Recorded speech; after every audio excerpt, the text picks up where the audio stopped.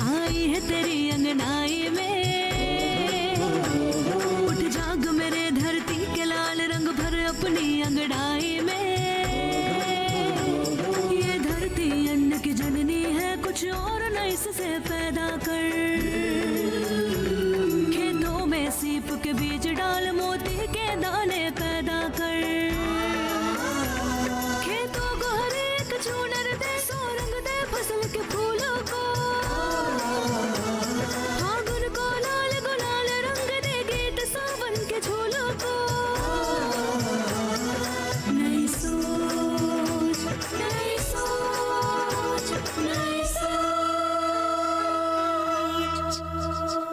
किसानों के भलाई के लिए जो योजनाएं जैसे कुसुम और कौशल विकास को किसानों के बीच पहुंचाया है, और अब इनका नया मकसद है फसल बीमा योजना। बहुत अच्छी बात है। तुम जैसे नौजवानों को देश हित के लिए बढ़ चढ़ कर हिस्सा लेना चाहिए। वैसे यहाँ कैसे आना हुआ? आपको याद है जब आप हमारे घर आई थी तो मम्मा से पानी की समस्या को लेकर के आपकी बातें हुई थी, और उन्होंने बताया था कि गांव के ही बिल्डर जगदीश राज और हुकुम सिंह अपने बिल्डिंग कंस्ट्रक्शन के लिए सरकारी नहर का पानी इस्तेमाल कर रहे हैं, जिससे हमारे गांव के किसानों के खेतों में पानी नहीं मिल पा रहा है और उनकी फसलें बर्बाद हो जा रही हैं। और तो और गांव के ही एक किसान जगताप के बोरवेल को उन्होंने मिट्टी से पाट दिया है, जिससे उसके खेतों में पानी नहीं मिल पा रहा है और उसकी फसलें बर्बाद हो गई। मैम, अगर जगताप ने फसल बीमा योजना करवाया होता तो उसको मुआवजा मिल जाता ना? बिल्कुल मिल जाता। प्रधानमंत्री फसल बीमा योजना के तहत अधिसूचित फसलों का बीमा उन्हें जरूर मिल जाता, और उसके साथ नुकसान के आकलन के लिए तकनीकी माध्यमों का प्रयोग करना भी तो जरूरी है। इसमें किसान अपने मोबाइल के माध्यम से अपनी फसलों के नुकसान के बारे में तुरंत आकलन कर सकता है। लेकिन वहीं कुछ मामलों में फसल बीमा योजना का लाभ नहीं मिलता, जैसे मनुष्य द्वारा आग लगाना, चोरी होना, सेंध लगना, पशुओं द्वारा फसलों को नुकसान पहुंचाना। लेकिन क्या हुआ अनीता जी, आप बोलते बोलते रुक क्यों गई? देखिए, जगदीश राज जैसे ऐसे बहुत सारे बिल्डर्स हैं जो किसानों की जमीनों को हड़प कर वहां बिल्डिंगें बनाना चाहते हैं, और इन लोगों ने ऊपर तक बात करके मेरी सारी कोशिशों को बिल्कुल नाकाम कर दिया है। आपकी सारी कोशिशों को नाकाम कर दिया है? लेकिन वो लोग ऐसा कैसे कर सकते हैं? देखो, हम सरकारी अफसर हैं, एक दायरे में रहकर हमें सारे काम करने पड़ते हैं। जगदीश राज जैसे बहुत सारे ऐसे बिल्डर्स हैं जिन्होंने रुपए पैसे दिखाकर अपनी मनमानियां शुरू कर दी है। जगदीश राज जैसे ऐसे बहुत सारे बिल्डर्स हैं जिनके खिलाफ मैंने मुकदमा दायर किया है, लेकिन कोर्ट का फैसला आने में भी तो वक्त लगता है ना। देखिए, मैं अपनी सरकार की या न्यायपालिका की आलोचना नहीं कर रही, लेकिन मुझे शिकायत है ऐसे भ्रष्ट लोगों से, ऐसे वकीलों से जो चंद रुपयों के लिए किसानों का हक छीन लेते हैं, उनकी रोटी खा लेते हैं। तो आपके कहने का मतलब ये है कि अब इस मामले में कुछ नहीं किया जा सकता? मैं बस इतना जानती हूँ कि जहाँ बुराई है वहाँ अच्छाई भी है, और बुराई की हमेशा हार होती है और सच्चाई की हमेशा जीत होती है। आपने बिल्कुल सही कहा, सच्चाई की हमेशा जीत होती है। हम भी उसी सच्चाई के साथ लड़ेंगे और जीत हासिल करके रहेंगे। बिल्कुल सही। मेरी शुभकामनाएं तुम दोनों के साथ है, लेकिन इसका मतलब ये बिल्कुल मत निकालना कि मैं तुम दोनों के साथ नहीं हूँ। मैंने हार नहीं मानी है, मैं बिल्कुल तुम लोगों के साथ हूँ। मैं इस मामले की न्यायिक जांच करवाऊंगी और इस मामले को उसके अंत तक जरूर पहुंचाऊंगी। आपका बहुत बहुत धन्यवाद अनीता जी। नमस्ते। Thank you so much ma'am. चलें अजय? हाँ।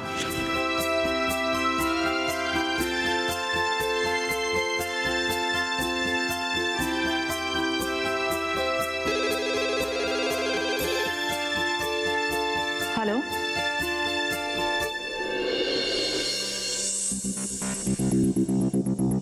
अजय बेटा, दामिनी बेटा अभी तक नहीं आए। अरे सुलेमान भाई, आप चिंता मत कीजिए, बच्चे आते ही होंगे। आप लोग भी चिंता मत कीजिए, अच्छी ही खबर आएगी। आप लोग बैठ जाइए। आप भी बैठिए सुलेमान। सुलेमान भाई, और कितना इंतजार करना पड़ेगा? इतनी देर से हम लोग वेट कर रहे हैं।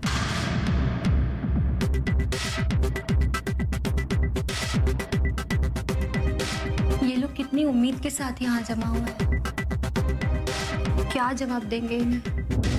जो सच है वही बताना। अजय दामनी आ गए।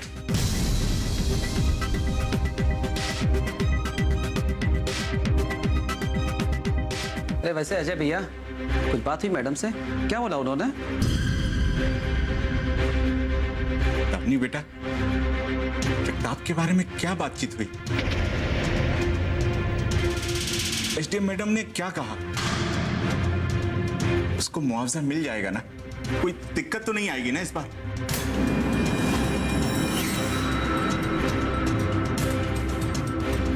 तुम दोनों चुप क्यों हो? कुछ बोलते क्यों नहीं हो? क्या बातचीत हुई है? एसडीएम मैडम ने क्या कहा है? बताओ, हम लोग अच्छी खबर सुनने के लिए बेचैन हैं। क्या कहें, कैसे कहें, कुछ समझ नहीं आ रहा। लेकिन हमारी सब समझ में आ रहा है। आप मुझसे कुछ कह रहे हैं? हाँ, मैं आप लोगों ही से कह रहा हूँ। मुझे पता है, सब पता है मुझे। हुकुम सिंह ने सच ही बोला था। क्या सच है? यही कि एसडीएम मैडम भी जगदीश राज और हुकुम सिंह जैसे लोगों का साथ दे रही हैं, उन्हीं से मिली हैं। पैसा फेंक, तमाशा देख। पैसा हो तो सब कुछ होगा, वरना कुछ भी नहीं होगा। क्या बकवास कर रहा है तू? दोबारा अगर ऐसी बात की ना, तो ऐसा जोर से थप्पड़ मारूंगा कि जिंदगी भर याद रखेगा। किसे धमकी किसे दे रहे हो? क्या समझाया तुमने? हैं? क्या करोगे तुम? क्या कर रहे हैं आप? क्या कर रहे हैं आप लोग? हाँ, ये समय एकजुट होने का है और आप लोग आपस में झगड़ा कर रहे हैं। ऐसे क्या देख रहा है तू? तो पहले उनकी बात तो सुन। हाँ, दामनी बेटा, क्या कह रही थी तुम? क्या बातचीत हुई वहां पर? एसडीएम मैडम ने क्या कहा है? आप लोग जिस शुभ समाचार का इंतजार कर रहे हैं, वो अभी संभव नहीं है।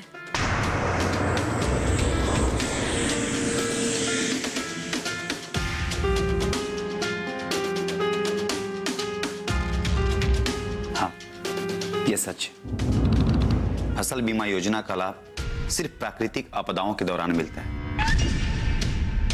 किसी आगजनी या जानवरों से बर्बाद हुई फसलों पर लागू नहीं होता। और जगताप के मामले में बोरवेल बंद करना किसी की साजिश भी हो सकती है और किसी की गलती भी हो सकती है। और दोनों ही सूरतों में यह एक न्यायिक जांच का विषय है। इसका मतलब कि जगदीश राज और हुकुम सिंह हमारे फसलों को बर्बाद करते रहे और हम कुछ नहीं कर पाएंगे? क्यों नहीं कर पाएंगे? जरूर कर सकते हैं।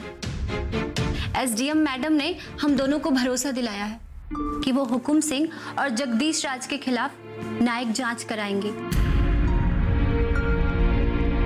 और उनको अंजाम तक पहुंचाएंगे। और हम लोगों को भी उन पे पूरा भरोसा करना चाहिए कि वो हमें न्याय जरूर दिलवाएंगे। इन लोगों से तो हम कानूनी तौर पर लड़ सकते हैं, पर भगवान ना करे कहीं कोई प्राकृतिक आपदा आ गई तो हमारे किसान बहन भाई क्या करेंगे? ऐसे समय पर हमें प्रधानमंत्री फसल बीमा योजना ही काम आएगी। अगर आज माधव भैया ने फसल बीमा योजना कराई होती तो उसे जगदीश राज और हुकुम सिंह के चंगुल में नहीं फंसना होता और ना ही उसे दिल्ली जाना पड़ता। सूखे और बाढ़ का रामबाण इलाज प्रधानमंत्री बीमा फसल योजना है। प्रकृति सिर्फ आपके फसलों का नुकसान कर सकती है, आपके इरादों का नहीं। खेतों में बीज बोने से पहले अपने मन में भी एक बीज बोएं। कि अपने फसलों का बीमा जरूर कराएंगे आप। फसल का बीमा तो करवा लेंगे, लेकिन किस्त कैसे देंगे? कितनी किस्त देनी है, कैसे देनी है, ये तो कुछ भी समझ में नहीं आ रहा। कहां से कराएंगे बीमा? प्रधानमंत्री फसल बीमा योजना के लिए किश्तों की दर को किसान बहनों और भाइयों के लिए काफी कम रखा गया है,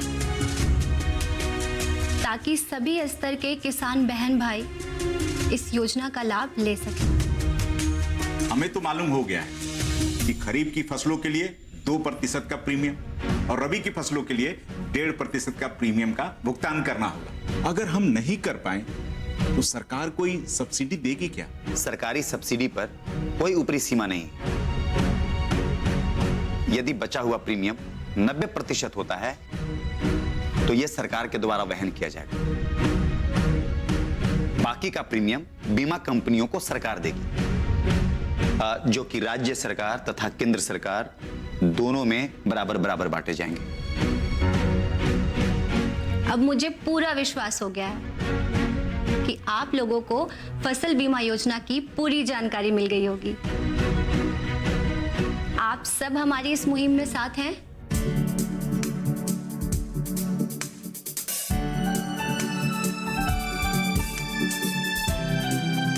दामिनी ने आप लोगों से कुछ पूछा है। किसान बहन भाई फसल बीमा योजना कराएंगे? यही अभी हमारी मुहिम है।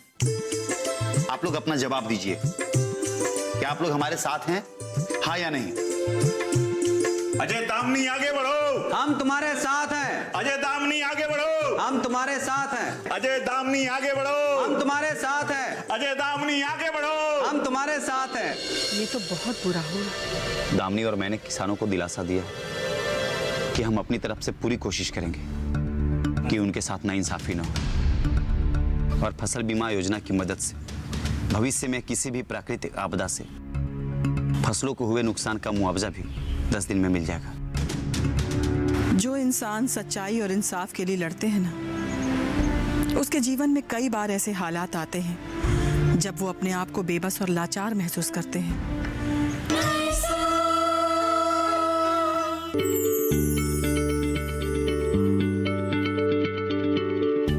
क्या आप किसी बीमारी से परेशान हैं? चाहते हैं डॉक्टर की सलाह? तो हम हैं आपके साथ। बताएंगे आपको जीने की राह। समस्याएं आपकी, समाधान देश के मशहूर विशेषज्ञों के। घर बैठे बात करें देश के जाने माने डॉक्टरों से। हमारे लाइव प्रोग्राम स्वस्थ किसान में हर शनिवार शाम 6 बजे से 7 बजे तक।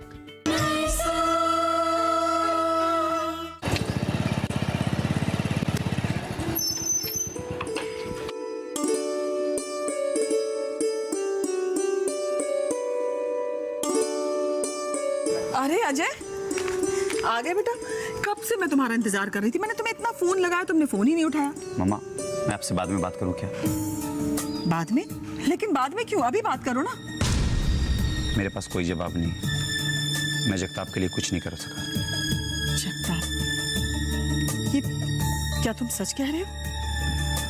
यहाँ आओ, यहाँ बैठो और मुझे विस्तार से बताओ। चलो, क्या बात है, बताओ क्या हुआ? मम्मा, मैं सच कह रहा हूँ।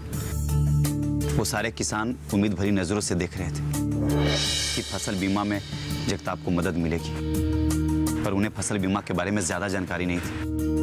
पर गलती हमारी थी। मुझे और दामिनी को फसल बीमा योजना के मुआवजे की गाइडलाइन अच्छी तरह से पढ़ लेनी चाहिए थी। उन्हें दिलासा देकर के हम चले गए अनीता जी के पास, ये सोच करके कि सब कुछ ठीक हो जाएगा। पर जगताप के मामले में अब कुछ भी नहीं हो सकता। अच्छा, तो तुम अनीता जी के पास गए थे? जी। आगे क्या कहा उन्होंने? उन्होंने कहा कि जगताप का नुकसान एक अप्राकृतिक नुकसान है। ये एक मानवीय नुकसान है जिसे जगदीश राज और हुकुम सिंह ने उसके बोरवेल को मिट्टी से पाट करके किया है, और उनके आदमियों ने फसलों का नुकसान किया है, जिसका मुआवजा फसल बीमा योजना में नहीं मिलता। और तो और हमें किसान बहनों भाइयों को फसल बीमा योजना की बारीकियों के बारे में बताने को कहा है। अच्छा, तो ये मामला है। जी मम्मा। जगदीश राज और हुकुम सिंह जैसे लोग अपनी इन चालाकियों की वजह से ही किसानों का शोषण करते आ रहे हैं। उन्हें पता था कि जगताप के खेत में बोरवेल लगा हुआ है और उसे कुसुम योजना के तहत आसानी से सोलर पंप मिल जाएगा, इसलिए उन्होंने उसके खेत में जाकर के बोरवेल को मिट्टी से पाट दिया। और मुझे तो ये भी लग रहा है कि उन्हें फसल बीमा योजना के बारे में जानकारी थी, इसीलिए उन लोगों ने अप्राकृतिक रूप से जगताप के फसलों को बर्बाद कर दिया। अनीता जी अपनी तरफ से पूरी कोशिश कर रही है कि इन लोगों को सबक सिखाया जाए, लेकिन जगदीश राज जैसे लोग हर बार इनके मंसूबों पर पानी फिरने पे तुले। ये तो बहुत बुरा हुआ। दामिनी और मैंने किसानों को दिलासा दिया कि हम अपनी तरफ से पूरी कोशिश करेंगे कि उनके साथ नाइंसाफी न हो, और फसल बीमा योजना की मदद से भविष्य में किसी भी प्राकृतिक आपदा से फसलों को हुए नुकसान का मुआवजा भी 10 दिन में मिल जाएगा। नहीं तो बैंक को 12% का अतिरिक्त मुआवजा देना पड़ेगा। मामा, मुझे इस बात का अब एहसास होता है कि साक्षरता कितना जरूरी है। हमारे भोले भाले किसानों की मासूमियत का जगदीश राज और हुकुम सिंह ने कैसे फायदा उठाया है। कभी कभी तो मुझे बहुत गुस्सा आता है और कभी कभी मैं लाचार हो जाता हूँ। अजय बेटा, मैं तुमसे कुछ कहना चाहती हूँ, कहो। जी मामा। जो इंसान सच्चाई और इंसाफ के लिए लड़ते हैं ना, उसके जीवन में कई बार ऐसे हालात आते हैं जब वो अपने आप को बेबस और लाचार महसूस करते हैं। लेकिन ऐसे हालात का जो इंसान डट कर मुकाबला करता है, डट कर सामना करता है, तो दुनिया की कोई भी ताकत उसे रोक नहीं सकती। और जीत उसी की होती है। और मेरा बेटा तो कमजोर नहीं, हिम्मत वाला है। डट कर सामना करो हालात का बेटा, देखना जीत तुम्हारी ही होगी। Is that A promise? Yes mama, promise.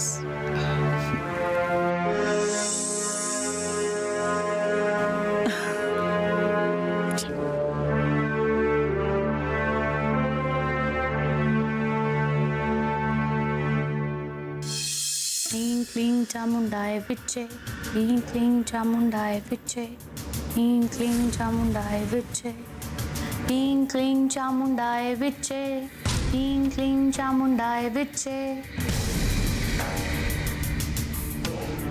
क्लीं क्लीं चामुंडाय विच्चे, क्लीं क्लीं चामुंडाय विच्चे, क्लीं क्लीं चामुंडाय विच्चे। अरे आधी रात को क्या नाटक कर रही हो? आप सो जाओ, मुझे डिस्टर्ब मत करो। अरे लेकिन बताओ तो सही, कर क्या रही हो? एक काम करो, इस घर की ना सारी बत्तियां चला लो और उसके बाद आंख खोल करके देखना कि मैं क्या कर रही हूँ। हाँ, ये ठीक रहेगा।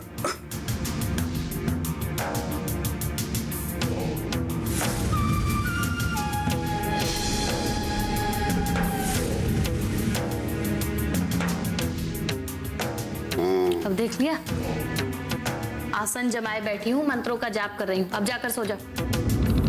अरे क्या पागलों जैसी हरकतें कर रही हो? तुम ऐसे हाल में छोड़े कैसे सो जाऊंगा? वैसे ही जैसे पहले सो गए थे। जब मैं सो रहा था तो मुझे कैसे पता चलेगा कि तुम तंत्र मंत्र कर रही हो कि जाप वाप कर रही हो? ये मैं आपको नहीं बता सकती। क्यों नहीं बता सकती? क्योंकि अगर बता दिया तो फिर इन मंत्रों का कोई फायदा नहीं और मेरे 2 घंटे की मेहनत पानी में मिल जाएगी। चलो उठो, फौरन चलो डॉक्टर के पास चलो। लगता है तुम्हारी तबीयत खराब है। अपनी लाडली की खुशी के लिए मैं कुछ भी करूंगी, कहीं भी जाने को तैयार हूँ, लेकिन अभी नहीं। डिम्पी की खुशी के लिए? अरे क्या कह रही है तुम? आपको पता है, मुझे एक महान साधु ने ये मंत्र दिया है और मुझे आधी रात को 10 दिन तक लगातार इन मंत्रों का जाप करना है। और अगर मैंने ऐसा किया तो आपको पता है अजय खुद हमारे चरणों में गिरकर क्या बोलेगा? क्या बोलेगा? डिम्पी की शादी हमसे कर दो, मैं उसके बिना नहीं रह सकता। क्या कर रहे हो? तो मुझे लगा कि बुखार तुम्हारे सर पे चढ़ गया, लेकिन बुखार तो है नहीं। फिर भी तुम एक गोली खा लो।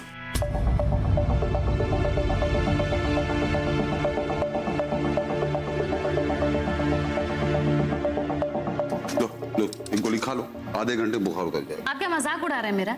अरे नहीं, मजाक नहीं उड़ा रहा हूँ, सही कह रहा हूँ। आपको डिम्पी की शादी की फिक्र हो या ना हो, मुझे है। अरे अब कहाँ जा रही हो? दूसरे कमरे में। अब 10 दिन तक वहीं पर रहकर डिम्पी के लिए जाप करूंगी। कम से कम चैन से मंत्रों का जाप तो करूं।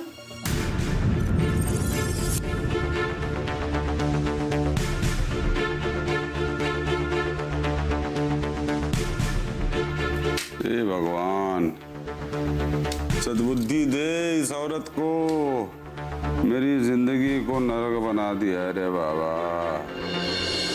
किसान मंडी में जो छापे पड़े थे, मैं जानता हूँ। तब तो आप ये भी जानते होंगे कि बिचौलियों के ऑफिसों पर जो छापे पड़े थे, उसमें आपका पुराना साथी, आपका बिजनेस पार्टनर शांतिलाल भी फंस गया है। मेरा लाखों का नुकसान हो रहा है और तुम मुझे पुलिस वालों के कारनामे गिना रहे हो। अब क्या बताएं सरकार, हैं कुछ लोग ऐसे जिनकी वजह से ये सब करना पड़ता है पुलिस को। हाँ हाँ, समझता हूँ मैं।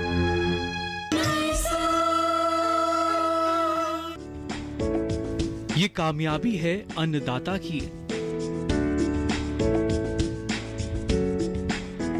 ये कहानी है खेत और खलिहानों की। कैसे करें अपने पशुओं की देखभाल, जानिए गांव-गांव के किसानों का हाल। देखिए गांव किसान, सोमवार से शुक्रवार दोपहर 12 बजे, सिर्फ डीडी किसान पर।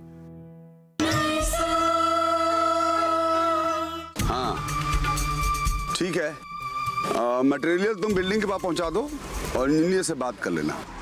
अकाउंटेंट से मैं पैसे भिजवा, ठीक है? रखो फोन। राम राम साहब। अरे राम राम यादव, बैठो बैठो। क्या हालचाल है, कैसे आना हुआ? बस आपका आशीर्वाद है सर। आज कैसे आना हुआ? कुछ पैसे रुपए की जरूरत है क्या? सरकार, उसकी जरूरत तो हमेशा रहती है, लेकिन आज मैं उस काम से नहीं आया हूँ।